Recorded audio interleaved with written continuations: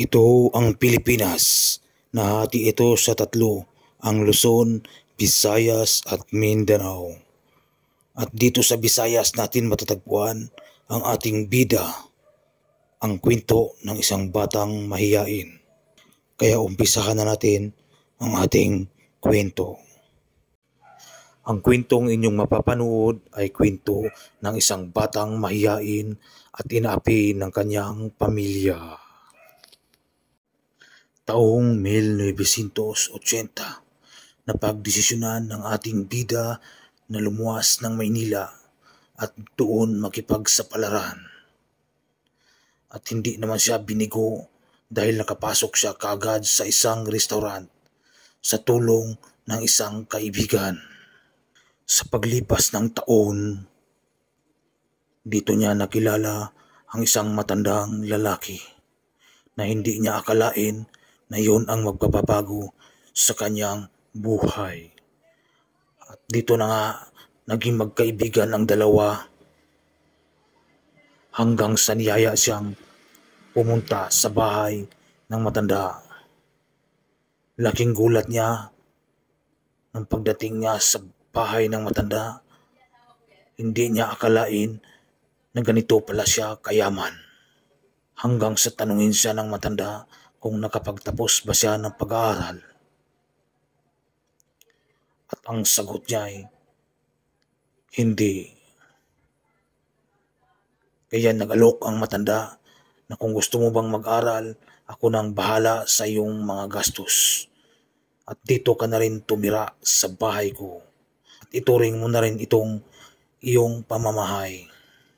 Hanggang sa nakapagtapos siya ng abogasya at dito niya naisip at napaisip siya. Sa tagal ng panahon niyang paninirahan dito, wala man lang ibang tao maliban sa mga katulong at driver.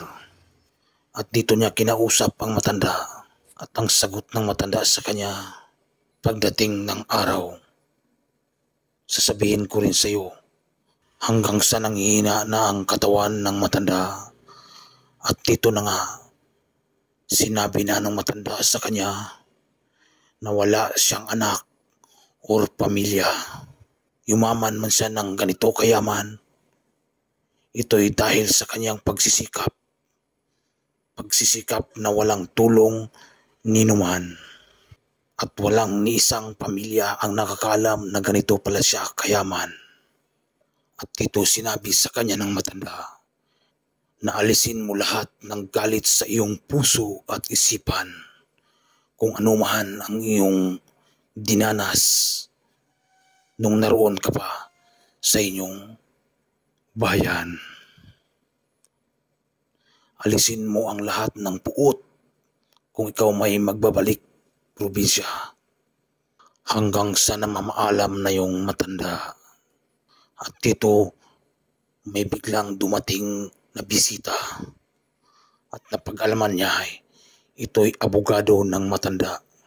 At dito na nga nilabas na ng abogado lahat ng mga papilis na nagsasaad na hinabili ng matanda sa ating bida ang lahat ng kayamanan niya. At dito'y laking gulat ng ating bida. Lumipas man ang mahabang taon, walang nakakaalam kahit isang pamilya ng ating bida na ganito na pala ang kanyang kalagayan sa buhay.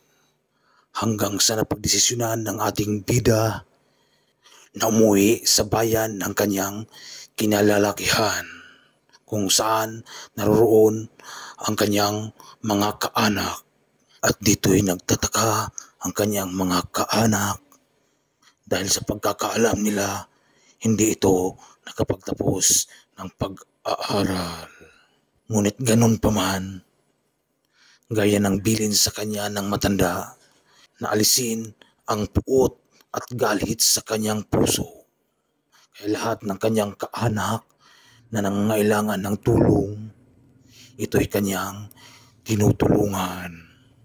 Hanggang sa nagbalik na siya ng Maynila at doon na tuluyang nanirahan. At nakapag-asawa at nakapagpamilya na rin. At namumuhay ng tahimik. At dito na nga nagtatapos ang kwento ng isang batang mahiyain at tinapi ng kanyang pamilya. Maraming salamat. Sana may natutunan kayo sa kwento ng ating bida.